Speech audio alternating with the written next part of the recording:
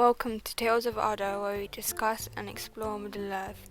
This video diverts greatly from our normal content, but we hope it is enjoyable. Today we have compiled a list of 5 things that we would change about the Hobbit movies. Please note that these are not in any specific order and will be mostly talking about the extended cut. First on the list we have the overuse of CGI, which stands for computer generated images.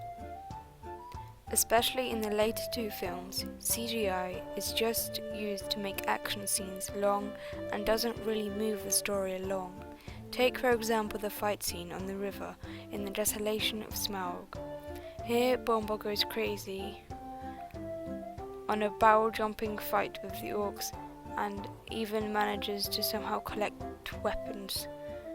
Another flaw of CGI is pointless stunts. This is seen in the many extended Legolas fight sequences, which really were another attempt to prolong the Triology. For example, how on earth does Legolas shoot down an orc and then just slide down on its body as if it was a skateboard?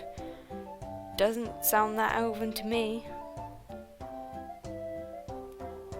And these dwarves must have really solid and flat heads for Legolas to shoot his bow while standing on them and then just running on the dwarves' heads while they're floating downstream. And to top it off, he does like a 360 spin, such an elven skin. As for the Battle of the 5 Armies, well, that doesn't make the CGI much better. It has a completely different effect in this movie.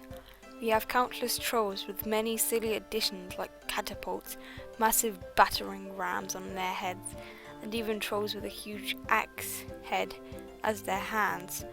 Just ridiculous, not to even mention the Earth Eaters, which practically came from nowhere and then disappear again.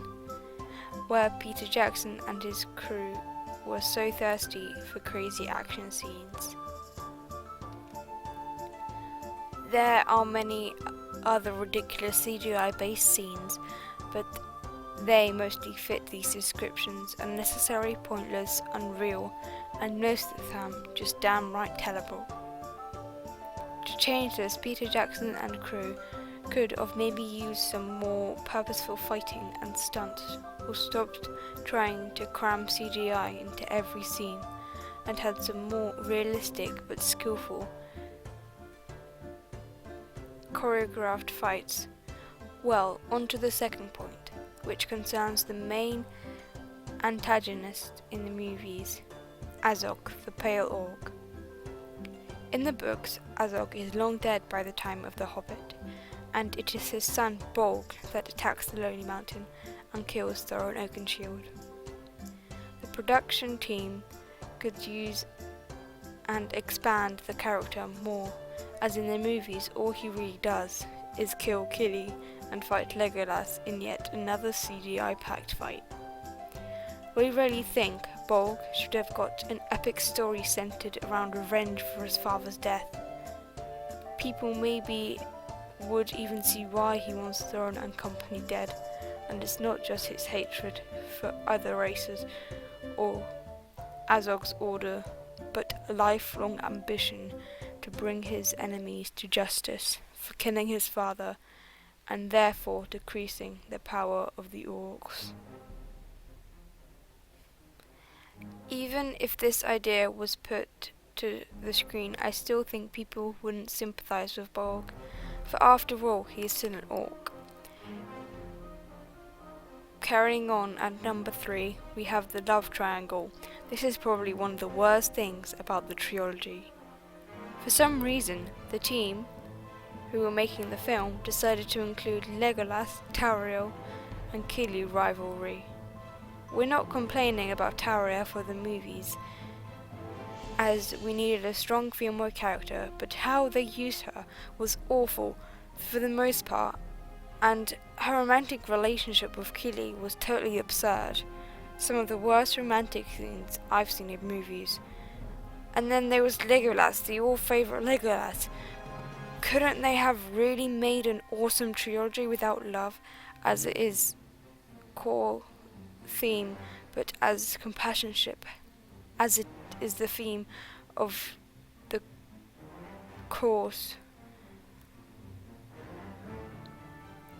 Love is important in the world of Tolkien, but it's not always romantic.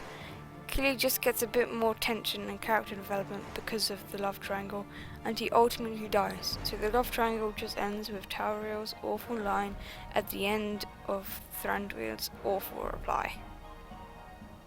Which leads me on to the next point, the pointless and unimaginary characters they had in the movies. Take for example Alfred. He had so much screen time and lines, and they don't do anything significant, save annoy practically everyone, then die in a troll's mouth, and the film crew tried to make it funny. I'm pretty sure he has more screen time than Dane or Thranduil. So much is just wasted watching Alfred mess up again. The film crew really could have decreased his role and left most of the comedic relief to the dwarves, like they did in the first movie. The Master of Lake Town is literally another richer Alfred, and he really doesn't progress the story and could well be Denethor but uglier. He just adds an extra, unneeded villainous character to the movies. So glad he was killed in the beginning of the third movie. And instead of following the book's idea of him totally, they made up his backstory and created another random character that did not fit in. Carrying on, we have Radagast. Though not that overused pretty much, all the scenes he's in, he basically does nothing except for the first film, in which he kind of helps Thorin and Gandalf's company escape. Most of the time, he's just overshadowed by more powerful characters. Like in Dol Guldur scene, he is still a wizard and doesn't actively fight the spirit of Sauron. But one might argue that he doesn't much intervene with the battles of the three peoples of Middle-earth and Sauron's evil. But then we have him flying on an eagle during the Battle of the Five Armies, so make your own conclusion from that. Our fifth point, that the movies could have been better, is more true to Tolkien. The story should have been centered around Bilbo and his interactions with other characters. While we do have many fantastic scenes of Bilbo, we believe that his character could have had greater potential and been more relatable. After all, it is called The Hobbit, but the three individual titles of The Unexpected Journey, The Desolation of Smaug, and The Battle of the Five Armies deviate from the story of Bilbo, especially the Battle of the Five Armies, as Bilbo is literally unconscious for pretty much the whole battle. But of course, we need to see Thorin, Vili and Kili die on screen and not behind the scenes like in the book. The Battle of the Five Armies just seems to follow Thorin and his character, but I still agree Bilbo's portrayal was amazing, but it could have been used more to have a centered character and a related one too. However, even though I have just gone on about lots of bad things about the trilogy, and I still think they're okay movies. Some parts are enjoyable and some just downright awful. We hope you enjoyed this video, and comment below if you would like to see more videos on the two trilogies. And don't forget to like and subscribe.